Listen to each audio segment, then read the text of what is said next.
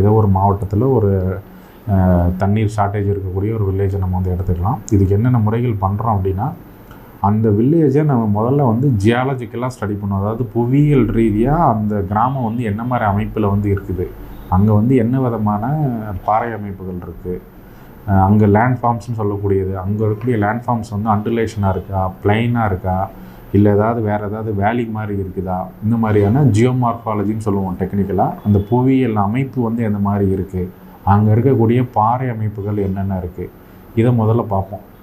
ரெண்டாவது என்ன பண்ணணும் அப்படின்னா, அந்த ஏரியாவில் இருக்கக்கூடிய வாட்டர் சோர்ஸ் அப்படின்னா அந்த இடத்துக்கு வந்து அதாவது மழை தண்ணி மட்டும்தான் சோர்ஸாக, மழை பெஞ்சால் மட்டும்தான் அங்கே தண்ணி கிடைக்குமா, இல்லை ஆல்ரெடி அங்கே வந்து ஏதாவது வந்து ஒரு ரிவர் வந்து ரன் ஆகிட்டுருக்கா, அந்த ரிவர்லேருந்து அவங்க வந்து சோர்ஸ் கிடைக்குமா, இல்லை பக்கத்தில் ஏதாவது கடல் இருக்கா, கடல்லேருந்து தண்ணி ஏதாவது சோர்ஸஸாக வருதா, இல்லை அங்கே ஏதாவது மேஜராக ஒரு ஃபேக்ட்ரி இருக்கா, அந்த ஃபேக்ட்ரியோட வேஸ்ட்டு கூட இதுக்கு வந்து பார்த்திங்கன்னா சோர்ஸாக இருக்கலாம். இந்த மாதிரி அந்த பர்டிகுலர் அந்த கிராமத்துக்கு வந்து எங்கேருந்து வந்து சோர்ஸ் ஆஃப் வாட்டர் வந்து எங்கே இருக்குது அப்படிங்கிறத வந்து நம்ம வந்து அனலைஸ் பண்ணணும். இது ரொம்ப முக்கியமான பாயிண்ட்டு.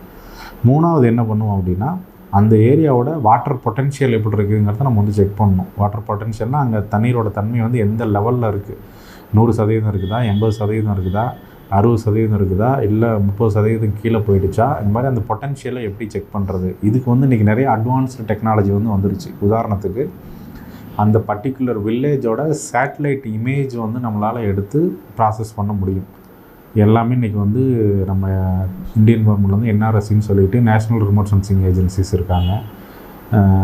இன்னும் இப்போ இன்டர்நேஷ்னல் லெவலில் போனோன்னா நாசா வந்து இது மாதிரி சேட்டலைட் இமேஜரை வந்து கேப்சர் பண்ணி வச்சுருக்குறாங்க.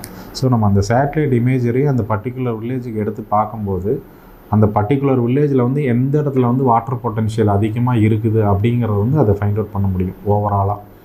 ஸோ அது வந்து நம்ம ஒரு ஆய்வு பண்ணலாம். அதுக்கப்புறம் அந்த பர்டிகுலர் இது உள்ளே போனதுக்கப்புறம் என்ன பண்ணுறோம் அப்படின்னா, அந்த ஏரியாவோட ட்ரைனேஜ் பேட்டர்ன் சொல்லுவாங்க, அந்த தண்ணீர் வடிகால் பகுதி வந்து என்ன மாதிரியான ஃபார்மேஷன்ஸில் இருக்குது. அதுக்கப்புறம் இன்னும் ரொம்ப முக்கியமாக சொல்லணும் அப்படின்னா, அந்த பர்டிகுலர் வில்லேஜில் எங்கெங்கெல்லாம் வந்து ஃப்ராக்சர்ஸ், பாறை வெடிப்புகள் வந்து எங்கெங்கெல்லாம் இருக்குது அப்படிங்கிறத நீங்கள் நார்மலாக கண்ணில் பார்க்குறப்ப அதை வந்து நம்மளால் கண்டுபிடிக்க முடியாது. பட் ஒரு சேட்டலைட் இமேஜரில் நீங்கள் பார்க்குறப்ப ஈஸியாக வந்து அந்த டேட்டாஸ் வந்து நம்மளால் எடுக்க முடியும். ஸோ அப்போ இது என்ன பண்ணணும் அப்படின்னா, ஒரு வில்லேஜை வந்து நீங்கள் சஸ்டைனபிலிட்டி பண்ணதுக்கு முன்னாடி இந்த மாதிரியான விஷயங்கள் நிறையா நம்ம அனலைஸ் பண்ண வேண்டியது இருக்கும். சேட்டலைட் இமேஜரியில் டேட்டாஸ் எடுக்கிறோம், அந்த ஏரியாவோட ஜியாலஜிக்கல் கண்டிஷன்ஸ் செக் பண்ணுறோம், அந்த ஏரியா வாட்டர் சோர்ஸ் வந்து அனலைஸ்